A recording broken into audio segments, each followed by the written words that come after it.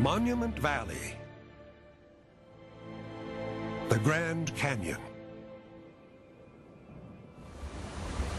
Niagara Falls.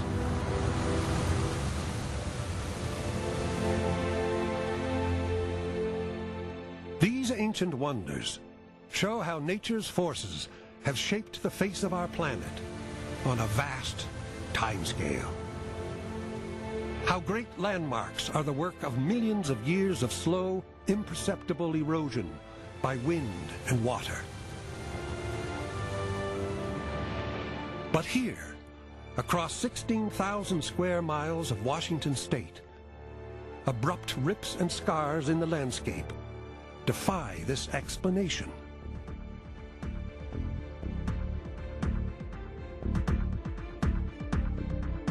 What could have formed these tall canyons and immense dry waterfalls? What could have gouged out these gigantic potholes? The forces unleashed here created one of the Earth's most enigmatic landscapes. For more than a century, scientists have been grappling with this geological mystery, descending through thousands of years of Earth history in a struggle to uncover, layer by layer, how this landscape was formed. Now, the clues point to a sequence of events culminating in a massive natural catastrophe. You have heard this tremendous roar coming long before you saw anything. The Earth would have shook.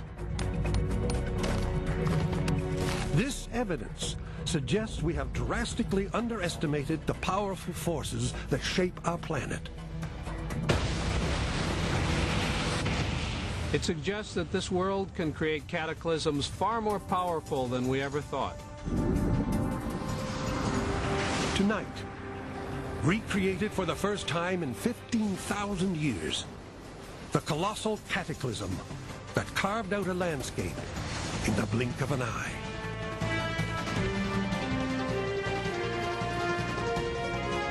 Mystery of the Mega Flood. Next on Nova.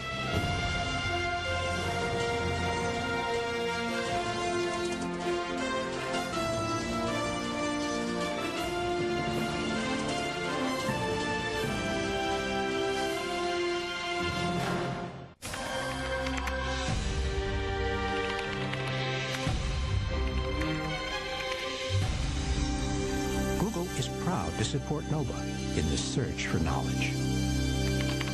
Google.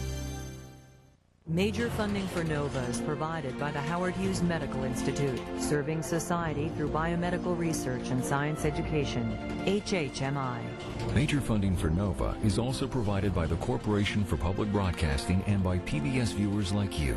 Thank you.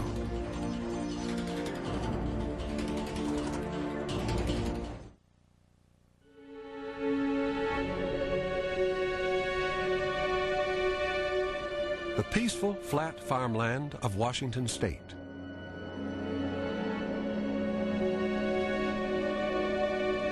But after hundreds of miles, it changes.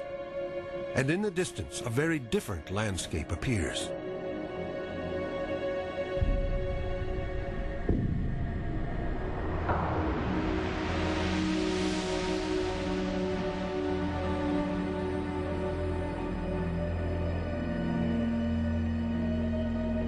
Gorges, some almost 1,000 feet deep.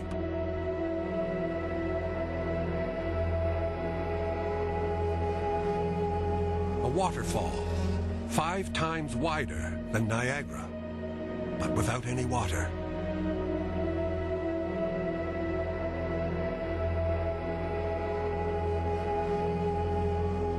Weird holes in the valley floors. Strange layers of silt and ash.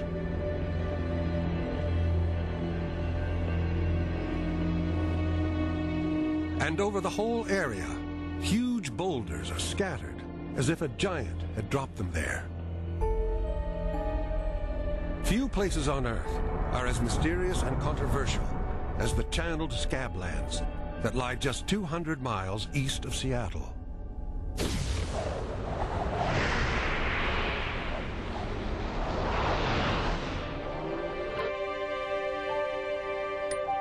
For over a century, scientists have been struggling to explain what forces could shape this unique place. But for much of that time, they were unable to account for it.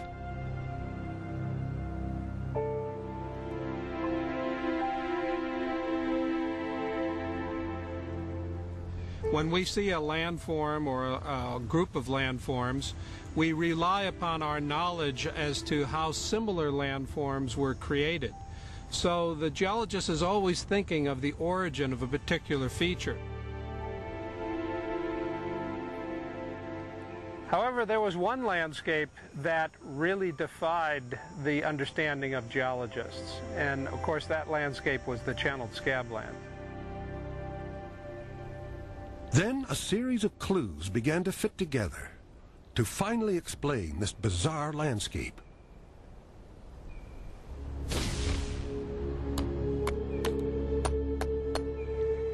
And it came about from the study of rocks. In geology, we are really looking for evidence, for features in the rocks, on the landscape. It's very similar to what a detective does, looking for clues at a crime scene. And those clues are fit into a pattern, and ultimately a culprit is associated with that crime scene.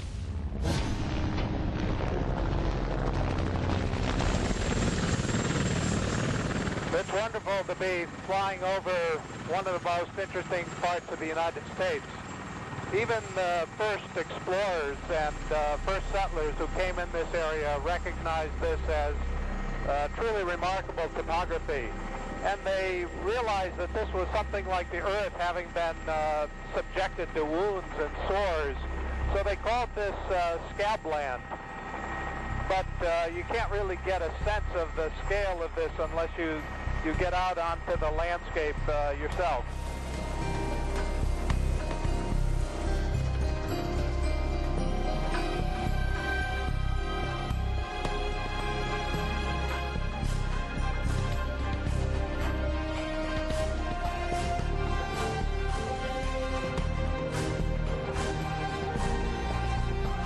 For a long time, it was assumed that the scabland's features would have taken millions of years to create.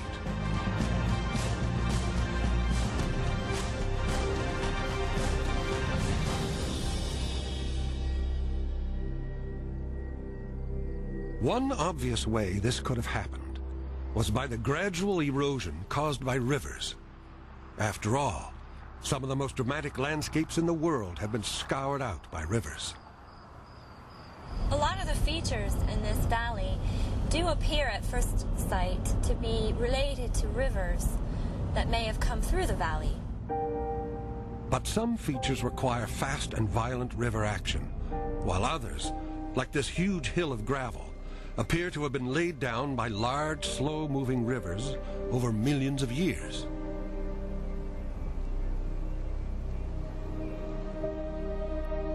And these mysterious layers look like the result of a giant river flooding again and again. And that's actually really what's been puzzling geologists. How could a river have deposited those features and yet carved out such a wide and deep and long and sheer canyon? The rivers and lakes in the scablands today could not have sculpted this landscape. This water is part of a modern irrigation system and was not here when the scablands were created. The only river big enough and old enough is the Columbia, which is 50 miles away, and there is no evidence it ever flowed through the scablands.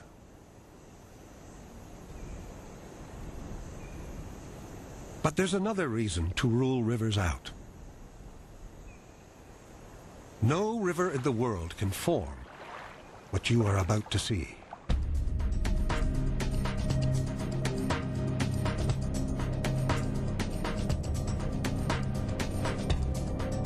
You will not find these anywhere else on Earth.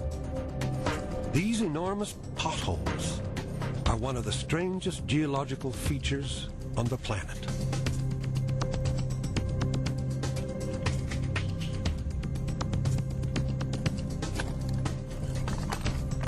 If I was on the bottom of a big river like the Columbia, I might find some potholes that were maybe a few feet across, a few feet deep.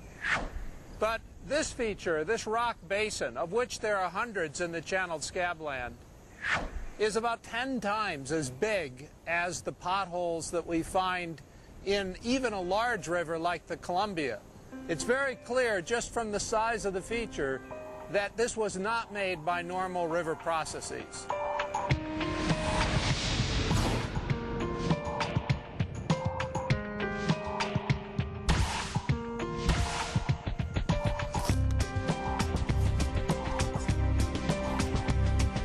This revelation turned the scablands into one of the most perplexing geological mysteries.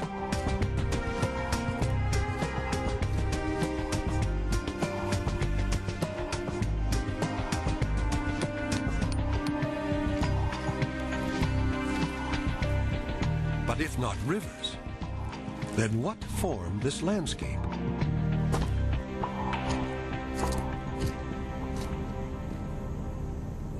Boulders like this one pointed toward another possible culprit.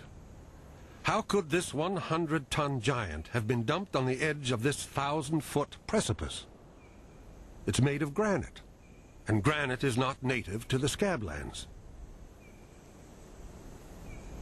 But granite boulders of many different sizes are scattered erratically throughout the area. Indeed, they are known as erratics.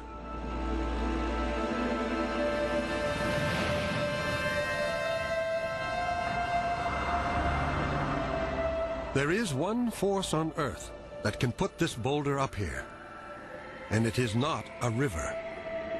It is something else.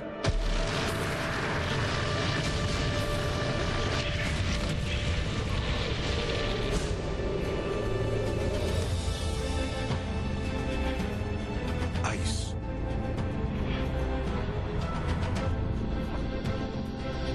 Ice can carve through solid rock and can help build mountains.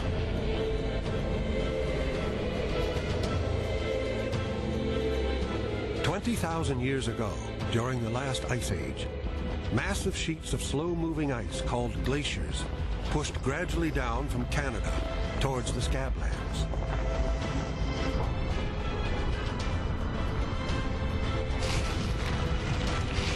Glaciers move down valleys, carving out new landscapes as they go. They rip out rocks from the valley floor, and these erratics then travel within the ice, sometimes for hundreds of miles, until they're left behind when the ice melts.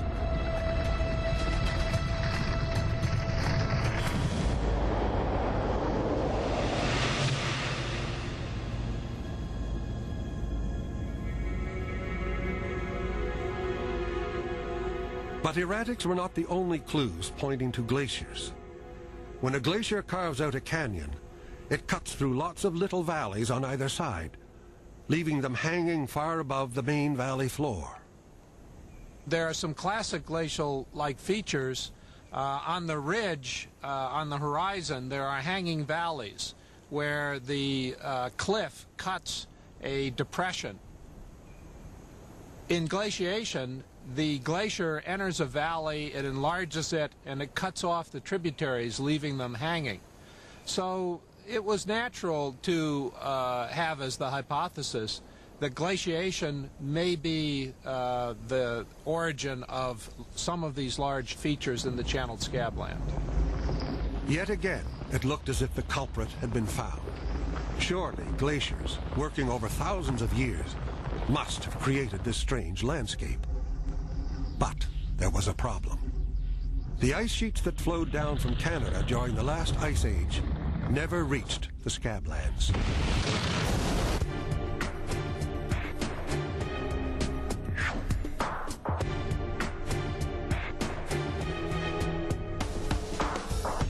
So the two main theories to explain the gradual formation of this landscape just didn't work. River erosion could not explain giant potholes, and ice was too remote from the scablands to create these hanging valleys.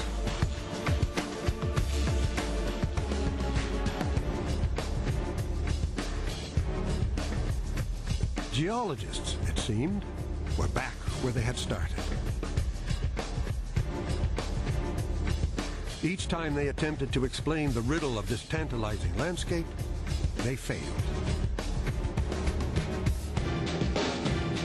There was, however, one last theory that claimed to offer an answer. Unfortunately, it struck those who first heard it as completely outrageous.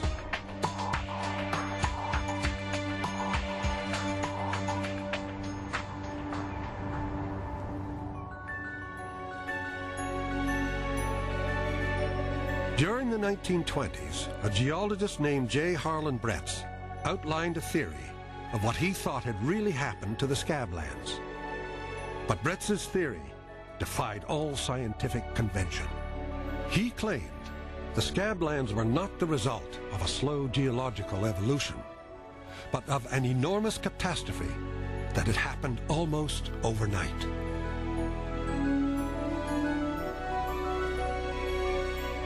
For years, Bretz traveled the scablands examining the landscape. Eventually, one feature would clinch his argument, although it would take him decades to recognize it.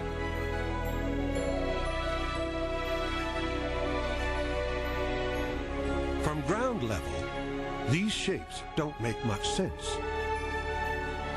Bretz must have walked over thousands of those things, but they're so big in the field he had no idea what they were. He didn't guess what they were. Bretz would not see aerial photographs of these hills for many years.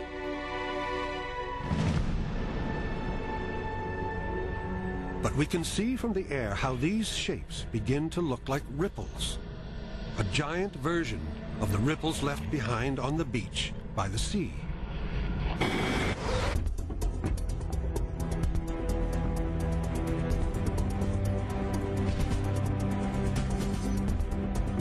Even without this key observation, the years Bretz spent patiently examining rocks and other features of the scablands convinced him only a vast volume of water could account for all the evidence.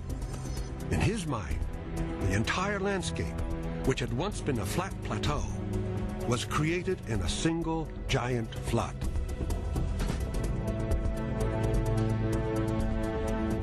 But as Bretz well knew, his geological colleagues, understanding that the Earth was billions of years old, firmly believed that landscapes such as the scablands must have gradually formed over long periods of time.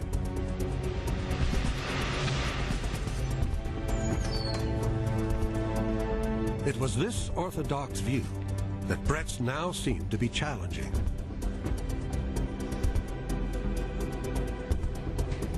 Since the 1820s, geologists had come to think on good evidence that most landforms and most deposits on Earth had formed over long periods of time by ordinary processes of rivers and ocean waves and what have you. Bretz comes and offers this immense catastrophe, altering a landscape essentially overnight, and it just didn't square with the way geology had been put together at the time.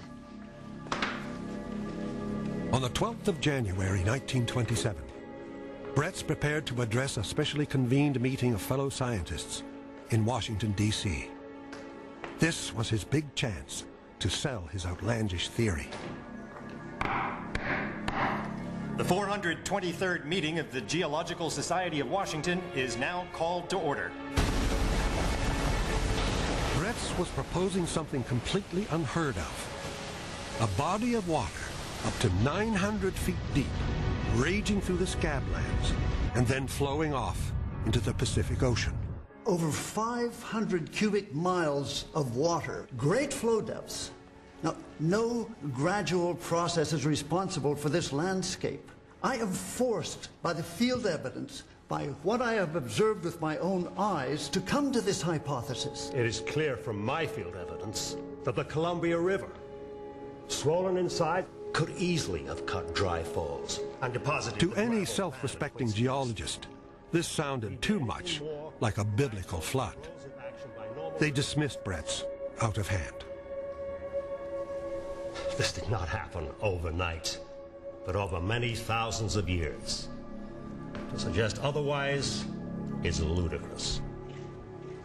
The implication was very clearly that Bretz was committing a kind of heresy and that he should listen to these elder statesmen of the science and rethink his hypothesis. Even if you were convinced by his unbelievable idea, Bretz still had a problem. Where did the water come from? And Bretz can't tell them where the water came from. It's one of the big problems with the whole idea. To convince his colleagues, Bretz needed a source. How could so much water, traveling at ferocious speeds, suddenly appear out of thin air?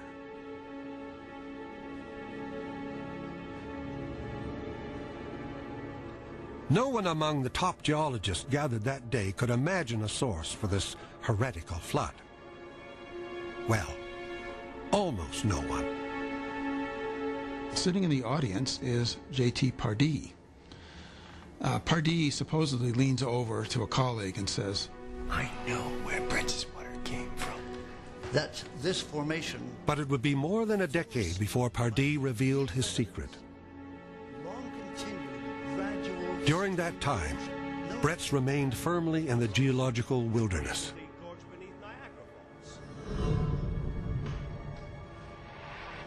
But Bretz would not give up, and his theory would eventually return again to take the world of geology by storm.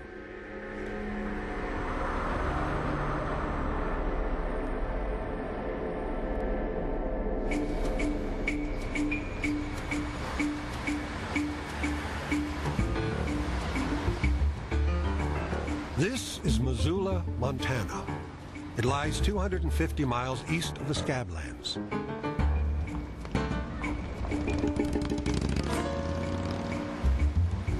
Few who live here would ever suspect that this peaceful place was once the center of an epic confrontation between water and ice. The sheer scale of this confrontation is hard to imagine, but evidence of its true extent lies scattered on hillsides for miles around.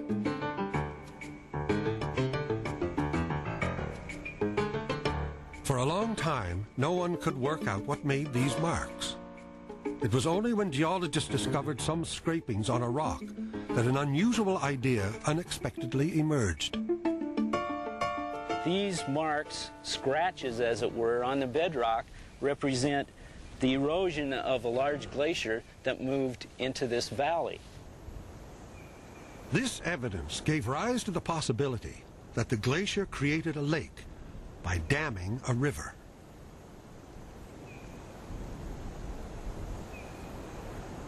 These watermarks were formed by the waves of this lake splashing against the shoreline of these hills. This glacier came from Canada during the last ice age to reach what is now Idaho. Looking at a larger scale, the ice moved down the valley from Canada and filled this whole valley from one side to another. It ran into the mountain in front of us and thus blocked the river valley off to the left. The Clark Fork River, which still runs through this valley, confronted a wall of ice that was at least half a mile high and an amazing 23 miles wide. The river began to back up against this wall of ice and fill the valley with water. Eventually, the lake of trapped water grew bigger than Lakes Erie and Ontario combined.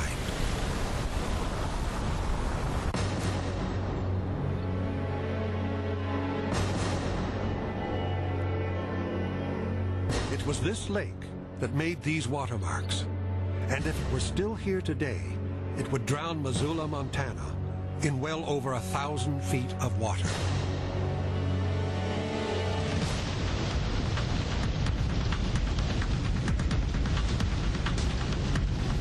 The volume of water backed up behind the ice was vast. an astounding 520 cubic miles of water that became known to geologists as Glacial Lake Missoula.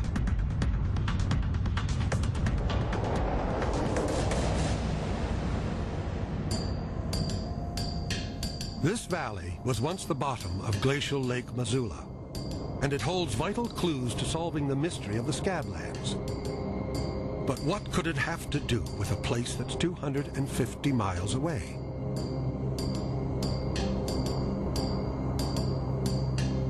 It was here in this valley that Joseph T. Pardee, the man who didn't speak up at Bretz's meeting, made an important discovery. He knew from the watermarks that there was once an enormous lake here, but there was no evidence that it had ever been anything but static, until he noticed these ripples. Those are huge ripples, like ripples on the floor of a stream, but here, instead of being inches high, they're 10, 20, 30, 40 feet high and spaced 200, 300 feet apart. They're enormous. It was when he saw these ripples that Pardee came up with his own extraordinary theory. He proposed that Lake Missoula had somehow emptied, and as it poured out, the lake water pushed up the gravel on the valley floor to create these giant ripples. And he looks around and sees these other things that goes with it. There's that great bar of gravel with a steep front to it. There's the pass up there that is sharply eroded. There are these rocks all over the ripples that indicate high speed of current. And there was something else about the ripples that Pardee noticed. They seemed to point straight towards the scablands. Here is a huge body of water, and it's discharging at a fantastic rate, headed right towards Bretz's Channel scabland.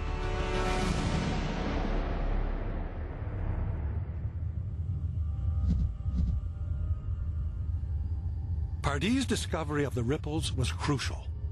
At last, he'd come up with a possible source for Bretz's giant flood. But there was one question he and his colleagues couldn't answer. What caused the lake to empty in the first place? Vital clues would eventually come from 3,000 miles away in another extraordinary landscape.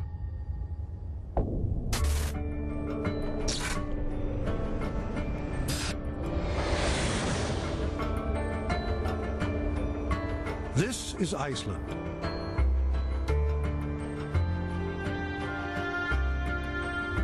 One of the world's most geologically active land masses, constantly rocked by earthquakes and volcanic activity.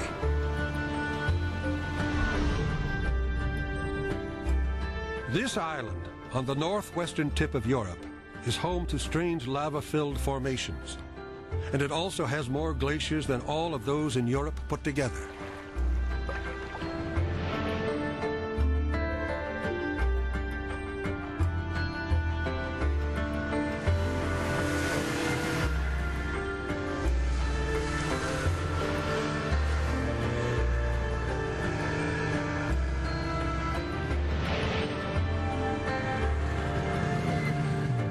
Matthew Roberts' work examining glaciers for the Icelandic Meteorological Office has cast a whole new light on Glacial Lake Missoula and its disappearing water.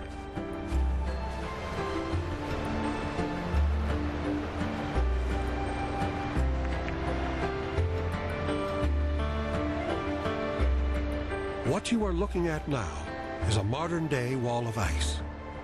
It is the head of a glacier, a smaller version of the one that created Lake Missoula over 15,000 years ago.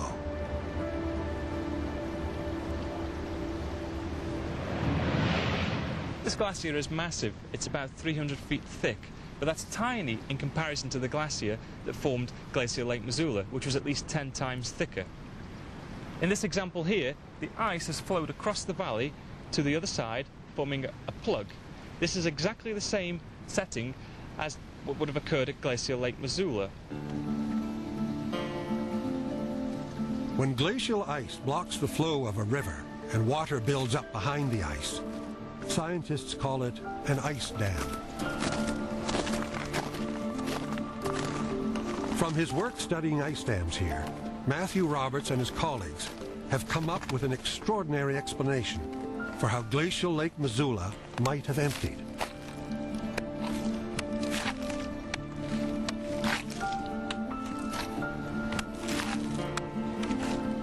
It has to do with what goes on deep inside these enormous mountains of ice.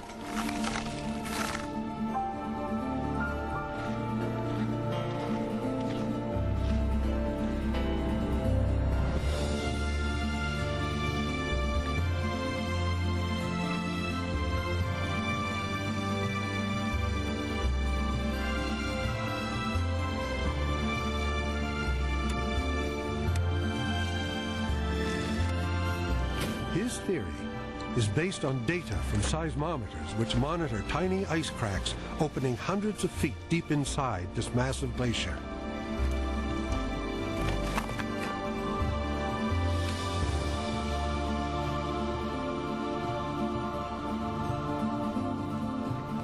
These cracks signify that the glacier is behaving in a brittle manner, that the ice is fracturing. Just like the fractures that we see behind us here, these crevasses have opened up due to stresses inside the ice, and the crack is heard by the seismometers. Matthew Roberts was driven to do this work not by an interest in Lake Missoula, but by an urgent need to understand a disaster that happened on his own doorstep.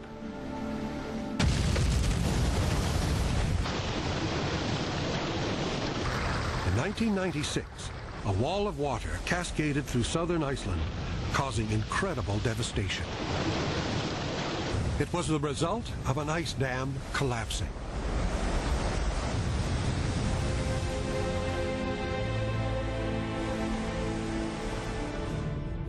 After years of analysis, Matthew eventually worked out the process that caused the dam to fail.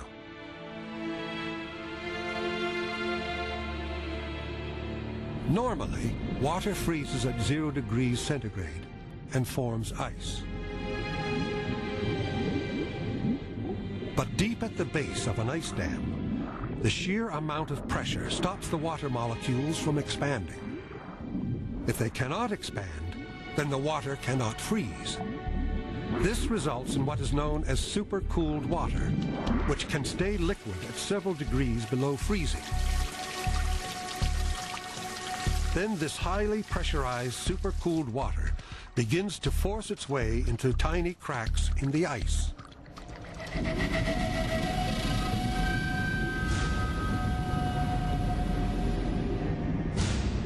Water under this much pressure behaves in some very unexpected ways, especially in such intimate contact with ice.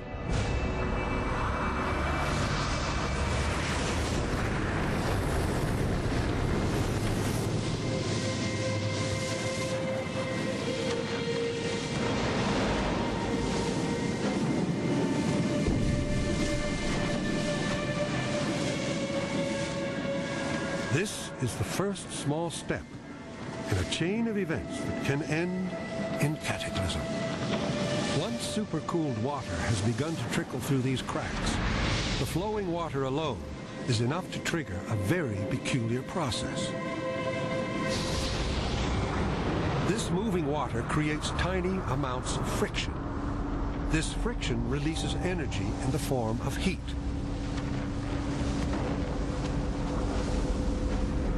As the water moves through the glacier, it melts the ice.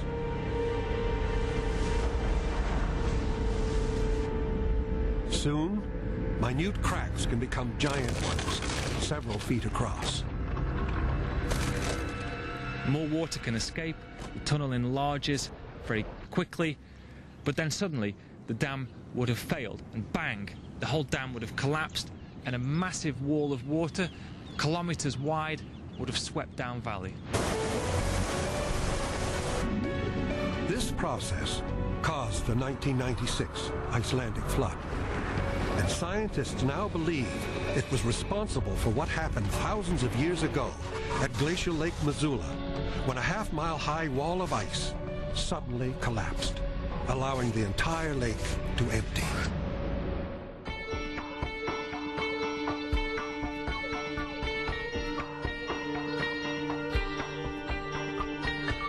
From these new findings, we can reconstruct just how glacial Lake Missoula sent 2.5 trillion tons of water, nearly half of Lake Michigan, surging across the American Northwest.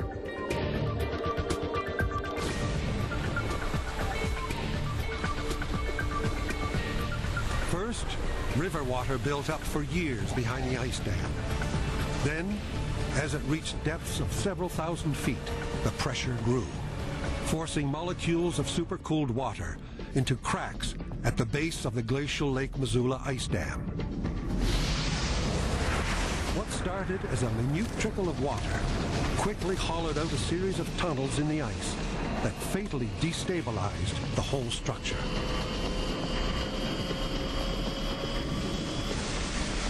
Then, as the sheer weight of water became too much, the ice dam literally exploded.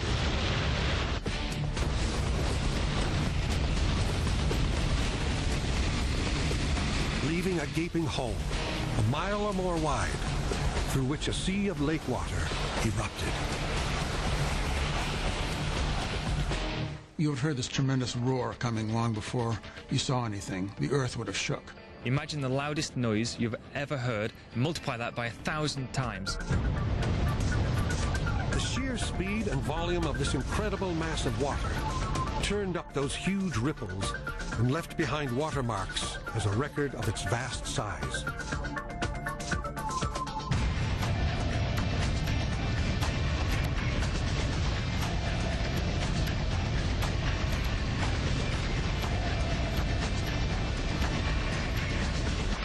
This one cataclysmic event sent trillions of gallons of water at ferocious speeds towards the scablands.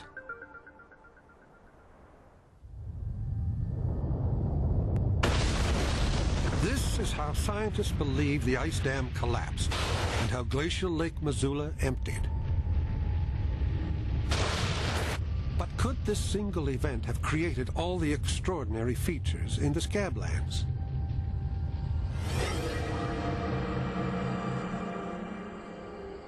How could a rushing mass of water create canyons that look as if they were eroded over millions of years? Like this one, known as Dry Falls, 20 times the size of Niagara Falls. How could water transport these giant erratics that are normally carved out by glaciers? And how could it form these strange potholes found here on such a monumental scale?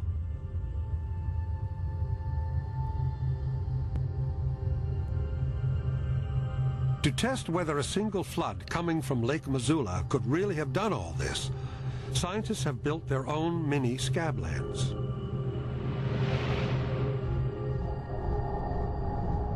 Here, the Earth Surface Dynamics team at the University of Minnesota has constructed a scale model of the scablands and poured water over it to represent the failure of glacial Lake Missoula. Here it comes. The rushing water doesn't simply disperse over a wide area. It gouges out channels and then erodes them into extraordinary shapes.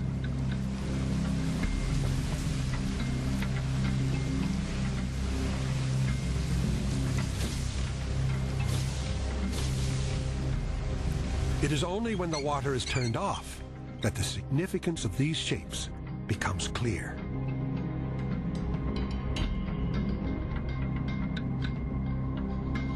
We're seeing the same essential set of processes. In fact, it's one of the remarkable things about these natural systems is that the same fundamental sets of processes can occur across a very wide range of scales. They're what we call scale independent. For years, scientists argued that the features of the scablands could not have been formed overnight. But this model clearly shows miniature versions of the canyons found in the scablands. Just like the real ones, they look as if they were gradually eroded. In fact, they were carved out in seconds. But can the scientists also show how these strange potholes were made?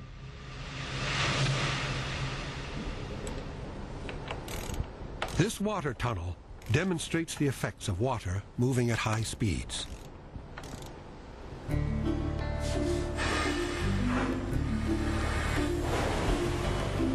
An object in the tunnel represents a hard outcrop of rock. At first, the water flows around the object without any apparent effect. But then they turn up the speed. A stream of minute bubbles appears. When those bubbles burst, they burst with immense force against the object.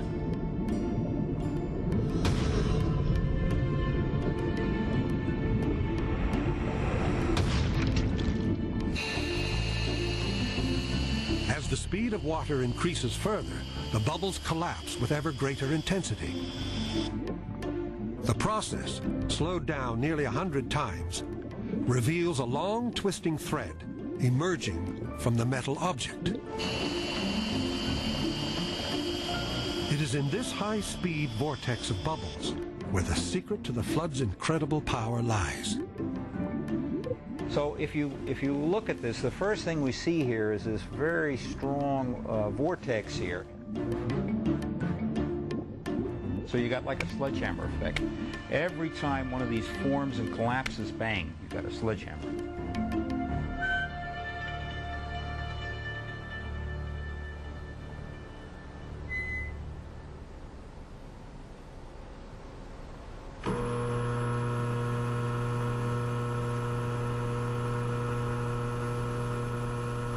So could bubbles really gouge holes out of solid rock to resemble the potholes in the scablands?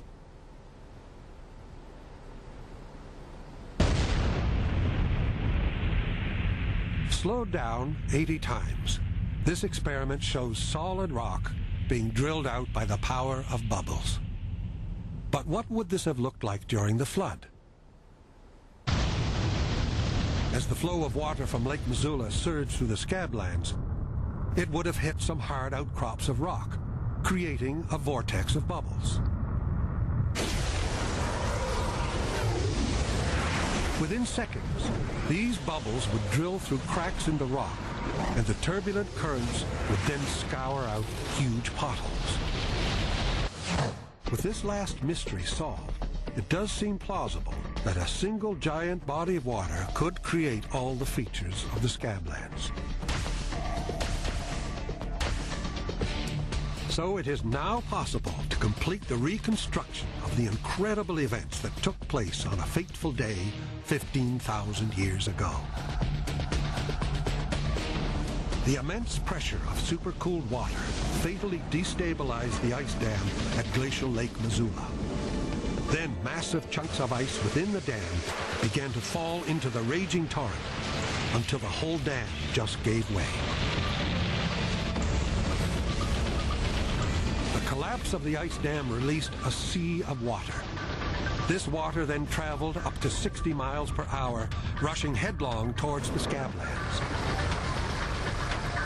It took only a few hours for the water to reach this once flat landscape.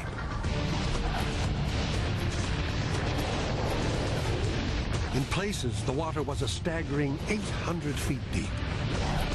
As this volatile torrent flowed ever more quickly, it gouged out miles of rock. It carved out cliffs and canyons, including the massive feature that is known today as Dry Falls.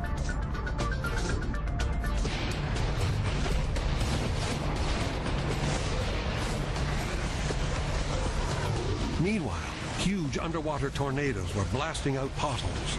The bubbles that formed these tornadoes imploding with enormous force and penetrating deep into the bedrock below.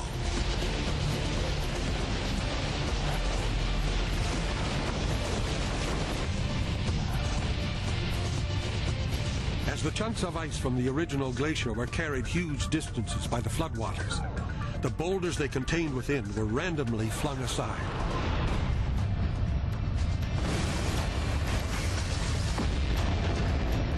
When the floodwaters receded and the icebergs melted, they would reappear scattered all over the scabland.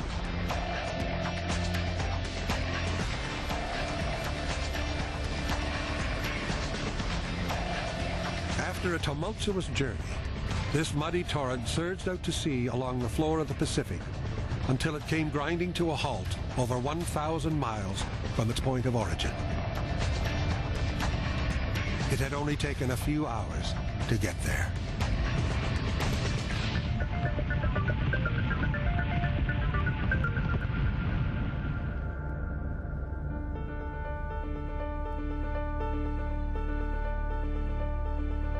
Years ago, J. Harlan Bretz shocked the geological establishment with an idea that was seen as heresy. But over the years, more and more scientists gradually began to accept his theory. Oh, I think Bretz was absolutely delighted to see the vindication of his ideas. I think it all culminated in 1980 when he received the highest medal of the Geological Society of America, the Penrose Medal, which was the final and ultimate recognition that he, in his catastrophic flood hypothesis, had generated one of the great ideas in the earth sciences. It was left to later generations of geologists to work out the details of how the giant flood had happened. Their research not only confirmed Bretz's outrageous hypothesis, but has recently revealed that, if anything, Bretz was not outrageous enough. For there may have been more than one giant flood.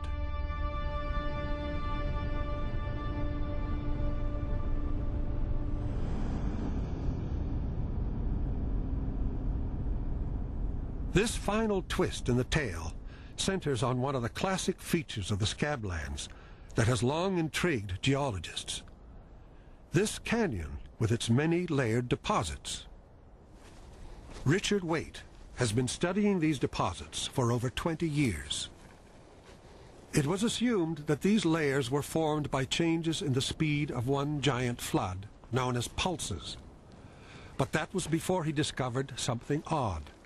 A white line within the sediments. This is what caught my eye first time down in the canyon. It's an ash layer from Mount St. Helens. We've analyzed it. Once you become familiar with these ash layers, they become old friends, so I knew what this was. It's an ash layer from Mount St. Helens. It's about 15,000 years old.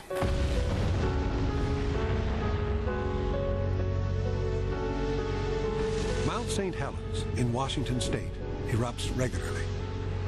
The ash from the eruption can spread over thousands of square miles, as it did some 15,000 years ago near the time of the Scablands flood.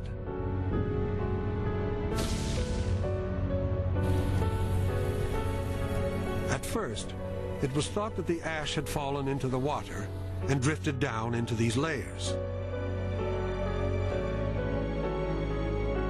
But could a layer of ash really sink through hundreds of feet of turbulent floodwater to form this amazingly neat, clear line? This whole column would be full of mud and sand and silt, and to have something settle through it and come out like this is impossible. This suggested something completely new. That all these layers weren't laid down together. It's clear evidence that periodically during the accumulation of this sediment that there had to been dry land. And the implication of that is that there wasn't just one giant flood. Perhaps there were many. After one super flood swept through the scablands, the floodwaters drained, and there was a period when the land was dry. It was then the ash fell, before another super flood hit and laid more deposits on top.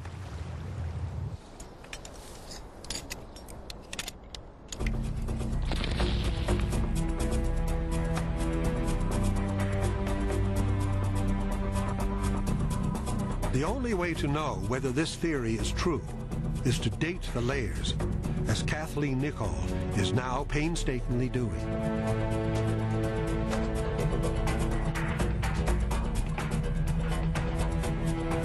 This is a really thick sequence of rocks, and by looking at the age of the bottommost unit that we can sample, and then the topmost unit, we'll be able to see if it's one great big flood that stacked up a lot of sediment, or whether it was a series of floods coming in every few years, perhaps, over many thousands of years. It will be years before Kathleen has dated every layer, but her first results show that the top and the bottom layers of the canyon are 20,000 years apart.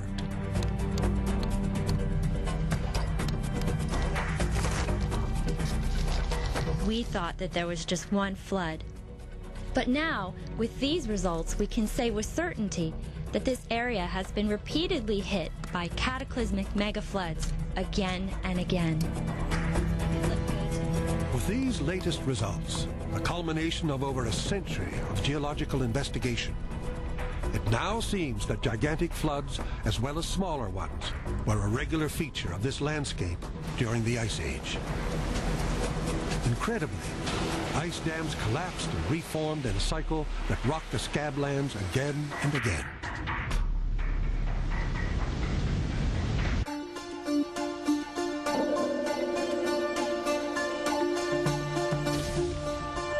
Despite the conflict between a catastrophic view of the scablands and the standard view of gentle continuous change, we now know the truth is somewhere in between. There were huge catastrophes that carved out these giant landscape features, but they were part of a cycle of floods that repeatedly swept through this landscape.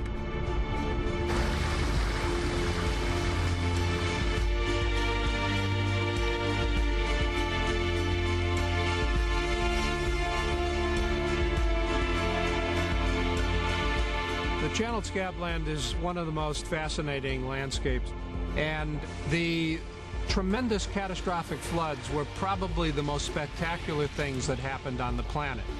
This legacy is part of human history, and I think that it's just an exciting scientific problem.